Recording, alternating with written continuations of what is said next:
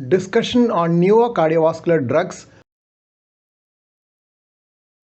Discussion on GALACTIC-HF trial of cardiac myosin activator omecamtiv mecarbil, a novel drug for heart failure.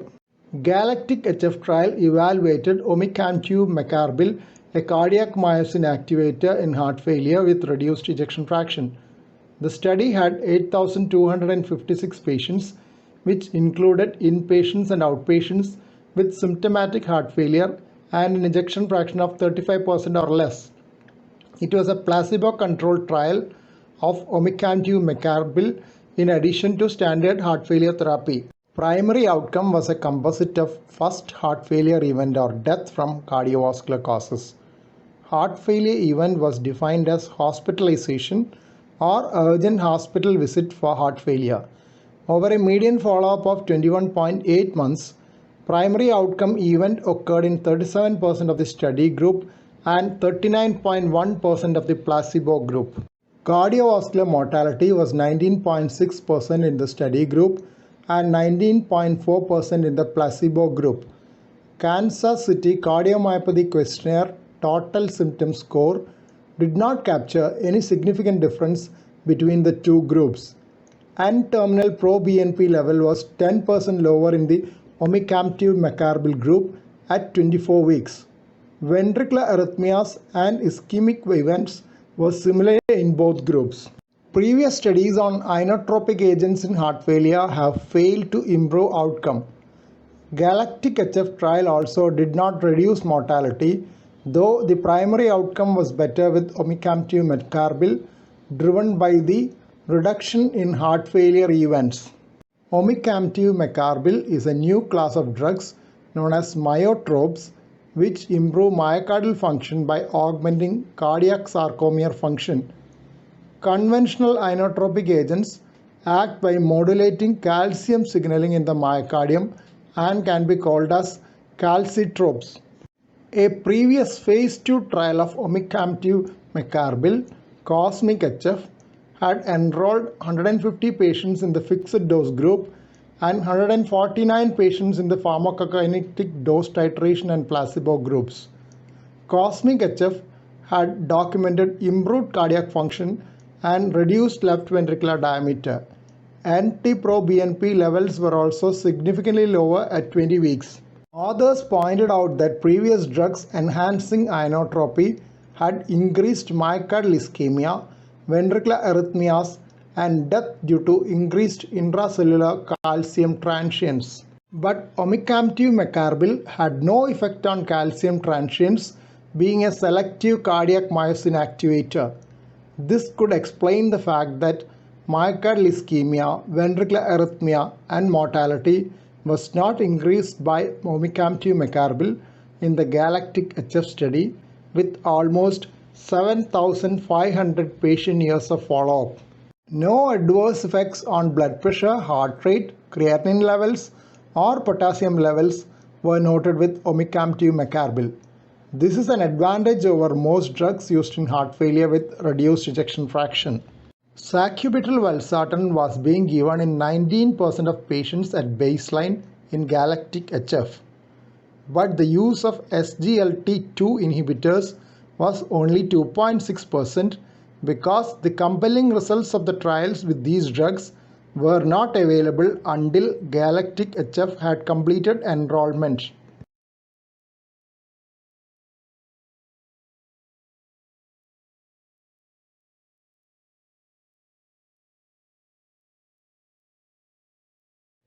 This is a discussion on vericiguat for heart failure with reduced ejection fraction.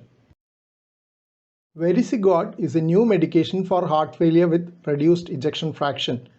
It is an oral soluble guanylate cyclase stimulator. Victoria trial evaluated the efficacy of the drug in a phase 3 double-blind randomized placebo-controlled trial. There were 5,050 patients with chronic heart failure in NYHA functional class 2, 3 or 4 in this study. They had left ventricular ejection fraction less than 45%. Vericiguat with a target dose of 10 mg was evaluated in comparison with placebo. The medication was added over and above guideline-based medical therapy. Primary outcome assessed was the composite of death from cardiovascular causes and hospitalization for heart failure. The median follow-up was 10.8 months. Primary outcome occurred in 35.5% in Vericiguat group and 38.5% in placebo group, 27.4% in the Vericiguat group and 29.6% in the placebo group were hospitalized with heart failure during the study period. Authors of the study concluded that among patients with high-risk heart failure, the incidence of death from cardiovascular causes or hospitalization for heart failure was lower among those who received Vericiguat. Based on this study report, US FDA approved Vericiguat for reducing risk of cardiovascular death and heart failure hospitalization following a hospitalization for heart failure or need for outpatient intravenous diuretics in adults with symptomatic chronic heart failure and ejection fraction less than 45%. Socrates reduced randomized trial had shown that Vericiguat did not have a statistically significant effect on NT-proBNP level at 12 weeks of treatment. It was a dose-finding phase 2 study that randomized 456 patients. 351 patients had completed treatment with Vericiguat with valid 12-week NT-proBNP levels. Here are the first set of references. One more reference is here. Alirocumab is a new medication for the treatment of dyslipidemia. Alirocumab is a human monoclonal antibody to PCSK9. It is used to treat high cholesterol which is not controlled by diet and statin therapy. Those with statin intolerance will also benefit from this drug. Several patients treated with currently available oral lipid-lowering agents do not reach target low-density lipoprotein cholesterol levels recommended by clinical guidelines. The cardiovascular risk of these patients remain significantly high. Earlier, these patients had only one option, LDL apheresis. Now there is an additional option, PCSK9 inhibitors. Currently available PCSK9 inhibitors must be given parenterally. Function of PCSK9 is to bind to LDL receptors on hepatocytes and promote their degradation in endosomes and lysosomes.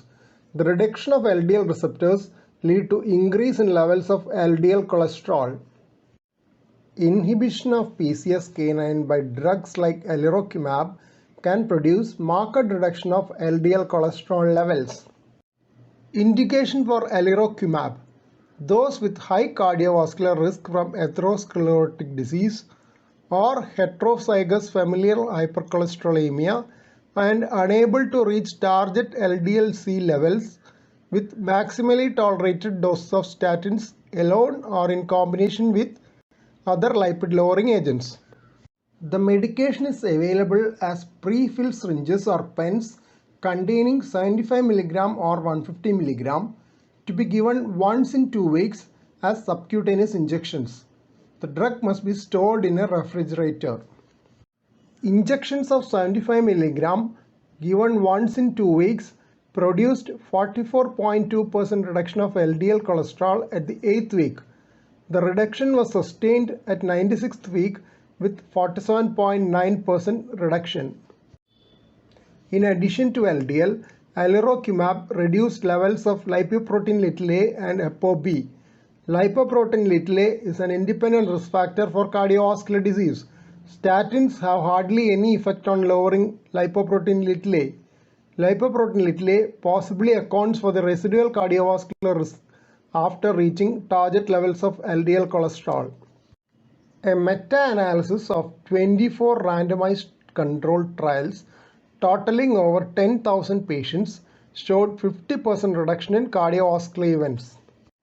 Important downsides of alirocumab are the high cost and parenteral route of administration with a small percentage of injection site reactions.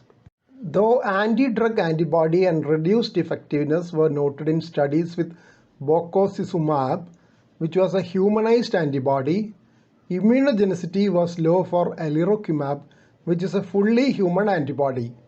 Other adverse events noted were nasopharyngitis, flu-like illness, and occasional myalgia. Short-term studies have documented a good safety profile for the drug. Some long-term concerns about neurocognitive events and developing diabetes mellitus have been raised. A pooled analysis of 9 Odyssey phase 3 trials having nearly 1,000 patients with diabetes mellitus and atherosclerotic cardiovascular disease showed that the drug did not appear to affect glycemia over a 78 to 104 week period. Neurocognitive events were amnesia, memory impairment, and confusional state, but these events were very rare. Here are the first set of references on alirocumab. Here are the second set of references. Final set of references on alirocumab are these. Sulodexide is a glycosaminoglycan with antithrombotic properties. The future role of sulodexide is possibly as an agent to prevent recurrent venous thromboembolism in those at higher risk of bleeding with warfarin and novel oral anticoagulants. Properties of sulodexide correspond to a mixture of heparin and diamethane sulfate having pro-fibrinolytic properties and anti-inflammatory activity demonstrated in vitro. It has antioxidant and anti-glucotoxic effects which make it potentially beneficial in the treatment of diabetic kidney disease. Sulodexide has been shown to reduce mural thrombus formation and total mortality in myocardial infarction. It has been reported to cause regression of carotid plaque in a patient when used in conjunction with pravastatin and antiplatelet agents in a dose of 500 lipidic units for 20 days a month for 3 years. Sulodexide releases lipoprotein lipase and reduces circulating lipid level like heparin. Hence, the dose can be measured in lipidic units. But unlike heparin, it has a longer half-life and can be administered orally. SERVET study showed that sulodexide given after discontinuation of anticoagulation reduced the risk of recurrence of unprovoked venous thromboembolism without an increase in bleeding risk. A meta-analysis has also documented that sulodexide produces significant reduction in blood pressure, especially in hypertensive subjects, possibly related to its effects on endothelial function and sodium homeostasis. But this effect needs further evaluation in larger prospective studies. The drug is a potential therapeutic option for chronic venous insufficiency, including venous ulceration and prevention of venous thromboembolism. It has a low rate of major bleeding complications. Initial set of references on sulodexide. Second set of references on sulodexide. Final set of references on sulodexide.